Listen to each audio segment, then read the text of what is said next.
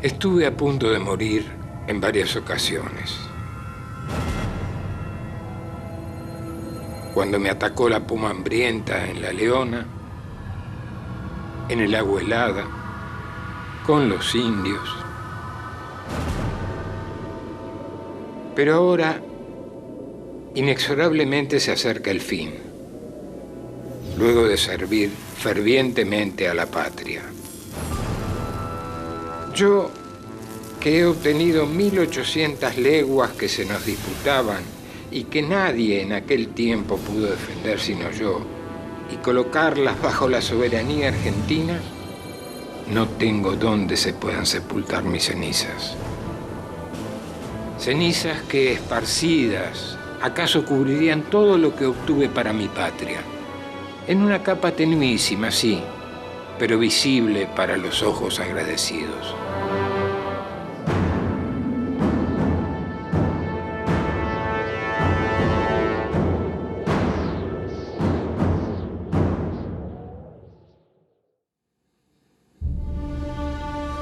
Cuando llegan tiempos difíciles, las lamentaciones y recriminaciones aparecen entre nosotros. Se lanzan juicios temerarios, se tantea en las oscuridades de lo que se ignora. Olvidamos que si es cuestión de honra nacional defender la integridad del suelo nativo, también debe ser cuestión de honra nacional darle a este suelo todo su valor, con lo que se evitaría que llegara el caso de tener que defender su integridad.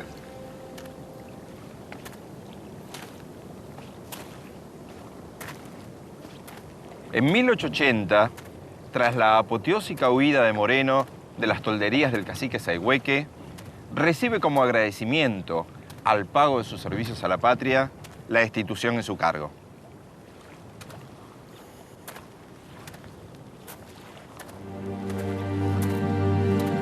El 11 de marzo de 1880, Francisco Pascasio Moreno regresa a Buenos Aires con la salud en un estado tan precario que debe ser trasladado en camilla desde la estación del ferrocarril.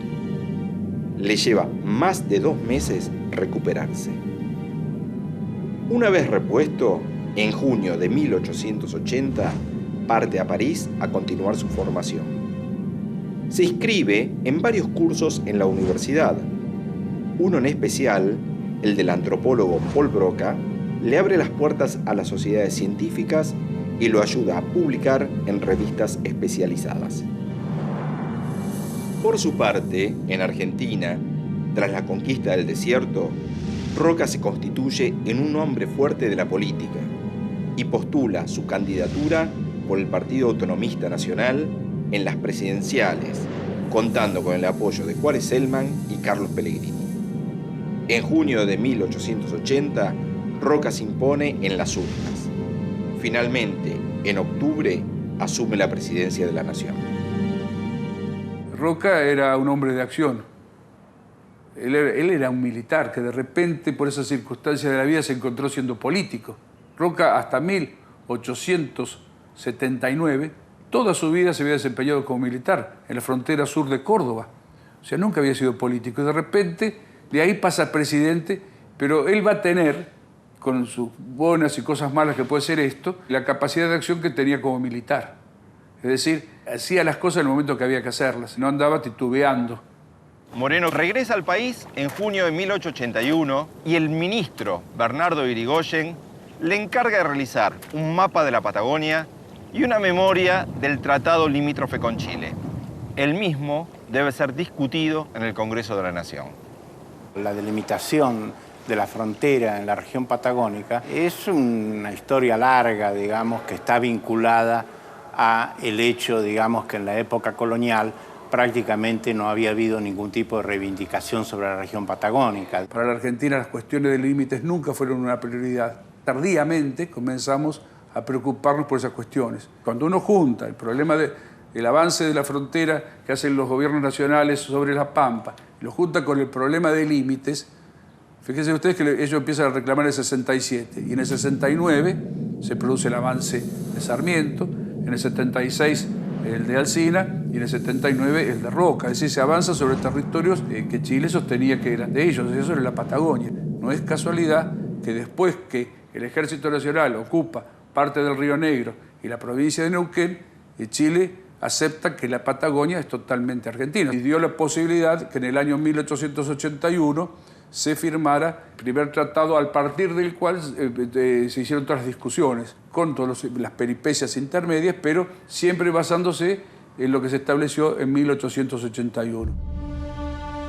Lamentablemente, no hemos sabido aprovechar nuestra herencia tan generosa. En momentos en que se discutían nuestras fronteras, hemos escuchado palabras como estas.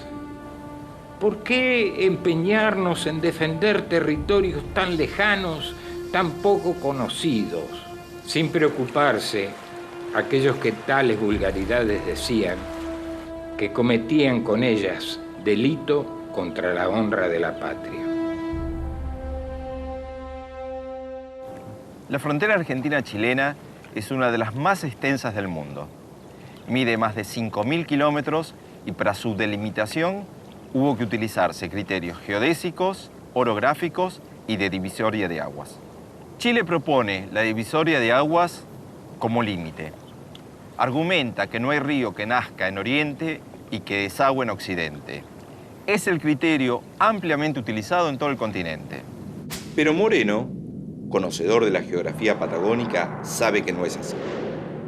Durante las glaciaciones, el movimiento de los hielos continentales modificó profundamente el suelo andino, generando fiordos, morrenas, lagos y alterando el curso de ríos. Al sur del continente, donde la altura de los Andes decrece, existen casos en los que las aguas atraviesan las montañas. En muchos de estos sitios, la divisoria de aguas se encuentra al este de la cordillera.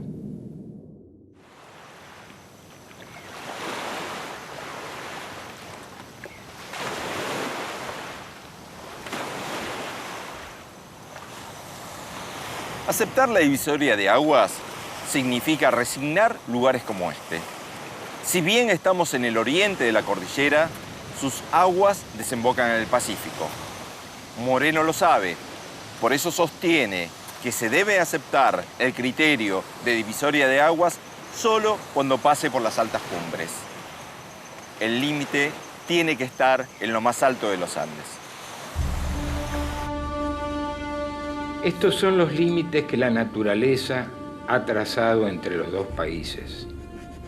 Las pretensiones chilenas no deben ir más allá de ellos, y nosotros, los argentinos, no debemos tampoco consentirlo. Chile sostenía que se tenía que hacer la delimitación siguiendo la divisoria de aguas. Y Moreno, en este caso, sostenía que la divisoria se tenía que hacer por las altas cumbres que dividían aguas. Estábamos frente a situaciones muy particulares, porque acá la geografía traza un valle longitudinal que atraviesa la cordillera y estamos en un lago que está en ambas márgenes de la cordillera. Que si se aceptaba la tesis de Chile de la divisoria de aguas, la mayor parte de las cuencas lacustres que se encuentran hacia el sur, o una buena parte de ellas, hubiesen pasado a ser chilenas. Si uno tomaba las altas cumbres, no era así, porque las altas cumbres, muchas de ellas, están al oeste de esta divisoria de aguas. Moreno, cuando toma conocimiento de estas situaciones, se opone al concepto de divisoria de aguas como límite para la demarcación de la frontera argentina-chilena y sostiene que debe ser considerada las altas cumbres, porque la existencia de valles longitudinales, cuando se firma el tratado que hace referencia a la divisoria de aguas, no había sido considerada. Esta línea de las altas cumbres llevaba el límite hacia el oeste. Es más, si se seguía estrictamente la línea de altas cumbres, la Argentina hubiera llegado al Pacífico. Entonces Chile, a partir de ese momento, va a sostener la línea del Divortium Aquarium Continental, o sea, la separación continental de las aguas. Luego de cruzar la cordillera en varias oportunidades, de un lado tratando de imponer el criterio de las altas cumbres y del otro la divisoria de aguas, el tratado se firma en 1881. El mismo establece como límite las altas cumbres que dividen aguas. Una fórmula que por su complejidad tardará 20 años en concretarse. El Tratado de 1881 es sumamente sencillo. Consta de un preámbulo y 7 artículos, que dividen al límite en 3 etapas. Los importantes son los 3 primeros. El primero establece el límite desde el norte hasta las inmediaciones del Estrecho de Magallanes. Y ahí es donde se dice que la línea divisoria entre los 2 países pasará por la línea de altas cumbres que dividen aguas, con un agregado de Bernardo de Irigoyen, que era el ministro en esa época, que decía: la línea de altas cumbres que dividen aguas y la línea divisoria pasará por encima de las vertientes que nazcan a cada lado. El artículo segundo establecía cómo era el límite en el sur de Santa Cruz, donde se da el Estrecho de Magallanes a Chile. El artículo tercero fijaba los límites en la Tierra del Fuego y en las islas adyacentes al Canal de Beagle. El agregado que hizo Bernardo de Irigoyen y que fue aceptado, porque está firmado el tratado, fue aceptado por Chile. O sea, no importaba hacia qué lado después murieran las aguas. O sea, lo que importaba es hacia dónde nacía. El artículo 6 establecía que se sometería a arbitraje cualquier diferencia en la que no pudieran llegar a un acuerdo. El Tratado del 81 da totalmente la Patagonia a la Argentina, excepto una pequeña fracción porque se le da el Estrecho de Magallanes a Chile. Pero ya no se discute la soberanía de la totalidad de la Patagonia. Una vez firmado el tratado, ambas naciones se quedan con la idea de que sufrirán grandes pérdidas territoriales.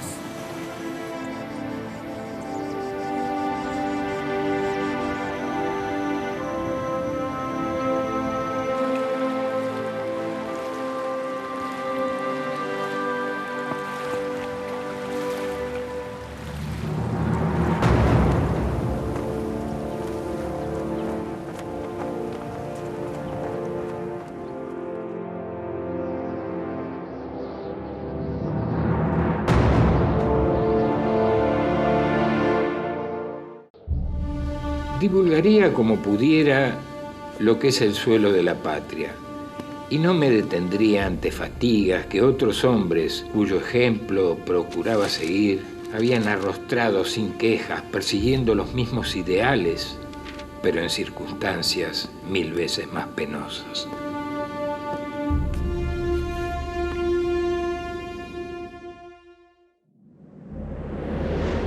En 1880 se federaliza la ciudad de Buenos Aires. El gobierno de la provincia decide crear una nueva capital y funda en 1882 la ciudad de La Plata. Decide trasladar la parte administrativa a la nueva capital, pero no traslada el museo público que es donado a la nación. El 17 de septiembre de 1884, por decreto del gobernador D'Amico, se decide crear este museo para reemplazar al que le habían cedido a la nación, que es el Museo Bernardino Rivadavia. Y lo designan director a Moreno. Moreno tenía en ese momento 32 años de edad. Será el primer museo que se instale de acuerdo con las teorías biológicas evolutivas. Así, en una visita al museo, se podrá pasar revista a todo lo que vive y ha vivido esta parte del globo. Era un museo de avanzada. El museo tiene una forma que no tiene ni principio ni fin, como decía Moreno. Responde a la idea de la evolución. Lo que quiere, digamos, es que el museo le muestre a toda esa gente, y especialmente a los chicos, que eran los que él pensaba que había que educar. Eso es otra constante que tiene a través de la vida Moreno. ¿Qué es lo que hay en esta parte del mundo, que es nuestro país y América del Sur, y qué posibilidades ofrece para el desarrollo general? O sea, las riquezas que contiene, la potencialidad que tiene, que sirva de educación con una visión hacia adelante, digamos, hacia donde hay que ir. En 1888, el entonces presidente de la Nación, Miguel Juárez Celman, ofrece el cargo de perito en la cuestión de límites con Chile a Francisco Pascasio Moreno. Pero este lo rechaza por considerarse joven e inexperto para asumir el rol y prefiere continuar como director del museo. En junio de 1889 es designado Octavio Pico quien fallece 2 años después y es reemplazado por Quirno Costa. Durante estas 2 gestiones solo se firmaron protocolos de ratificación del tratado, pero ninguno de los 2 peritos consiguió avances significativos respecto al trazado limítrofe.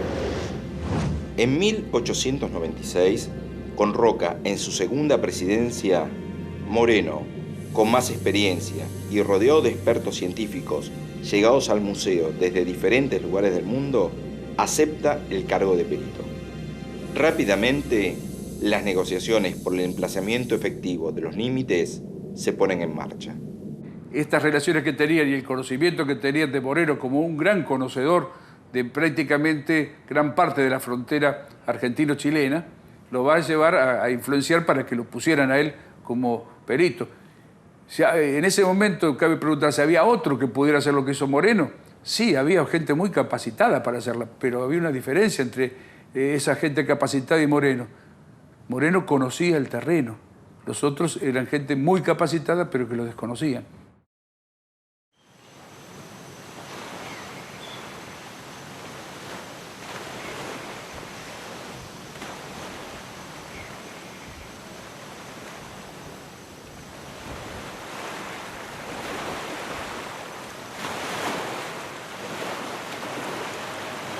En 1896, Moreno acepta definitivamente el cargo de perito. Es a partir de ese momento que las negociaciones por el establecimiento de los límites comienzan a avanzar. Él sabe de la importancia de conocer el suelo patagónico y es por eso que el presidente Roca le encarga en 1896 una nueva expedición. Moreno acepta inmediatamente. Y organiza una expedición exploratoria entre la región de San Rafael, en la provincia de Mendoza, y la región de Lago Buenos Aires. Manda una serie de grupos a cada uno de los puntos que le interesaba explorar. Por ejemplo, manda uno a la región de Bariloche, manda otro a la región del Lago Buenos Aires, otro a la región de Esquel, otro a la región de Chosmalal. Y él hace un recorrido a caballo, saliendo de San Rafael hasta Lago Buenos Aires, y va uniendo todos los puntos donde se encontraba esa gente que era personal de acá del Museo de la Plata. Han transcurrido más de 20 años desde que empecé a insistir en la gran importancia de esos territorios. En esos 20 años había desaparecido el indio indómito. Donde se levantaba antes la toldería, se alzaban pueblos prodigiosos del próximo porvenir. Los alaridos de las juntas de guerra y de los parlamentos habían callado para siempre. Cuando uno analiza el problema de la cuestión limítrofe con Chile, al norte, en la región norte de la cordillera, no existe mayor problema, porque hay realmente altas cumbres que permiten delimitar claramente el límite entre Argentina y Chile. Pero cuando uno va hacia el sur, las alturas van bajando y el límite no es tan claro. Entonces, cuanto mayor fuese el conocimiento que se tuviese de toda esa región, mayor posibilidad había, digamos, de poder hacer una delimitación apropiada entre la Argentina y Chile. Entonces, esa expedición es la que ayuda fundamentalmente. Cumple un doble propósito, de ampliar el conocimiento geográfico y de ampliar el conocimiento científico de toda la región, lo cual responde siempre a la visión integradora que tenía Moreno de todas estas cuestiones.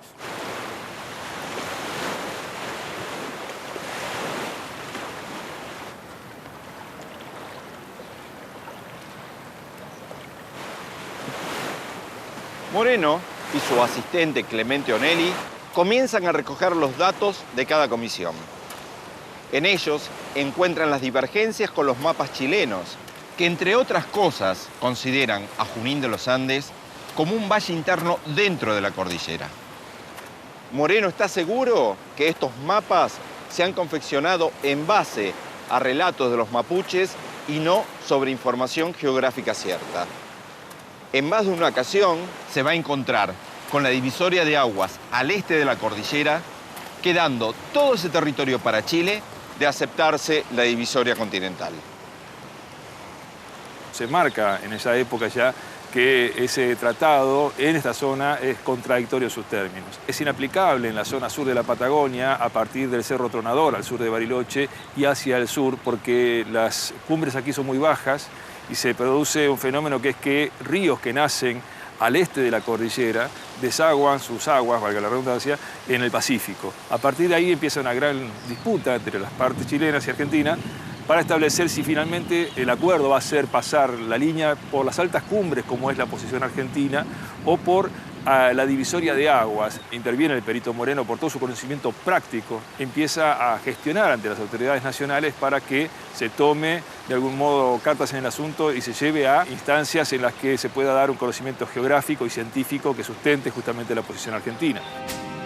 El lago Lácar, perteneciente a la cuenca del Valdivia, los ríos Fénix, Futaleufú, Manso y Aysén, entre otros, desaguan en el Pacífico. De aceptarse la divisoria de aguas, llevarían para Chile valles fértiles compuestos por los lagos Buenos Aires, Puelo, Epuyén, Rivadavia, Mascardi y Fontana La Plata. Resulta imperioso para los intereses argentinos sostener la línea de las altas cumbres. Damián, ¿dónde estamos ahora? Mira, estamos acá en el lecho del río Fénix Grande, ¿sí? Esto es el noroeste de la provincia de Santa Cruz, ¿sí? Es un río que nace en la meseta del Ginger, que está más o menos distante de acá, unos 120 kilómetros más o menos. Como ven, en este momento está seco, es de curso intermitente. ¿Qué fue lo que Moreno vio cuando llegó acá? Bueno, Moreno ve todo este paisaje, lo ve justamente, como te decía, de la meseta del Ginger, y ve que aproximadamente en esta zona, por algún cataclismo natural, por algún efecto erosivo, se había generado en el frente una luz que en ese momento lo hacía ir hacia el lago Buenos Aires y, obvio, desaguar en la cuenca pacífica a través del río Vaca. Bastaría el esfuerzo de algunas horas de trabajo para que esas aguas volvieran a su dirección primitiva y corrieran todas hacia el río deseado. Y ahí viene la controversia, porque Moreno en 1890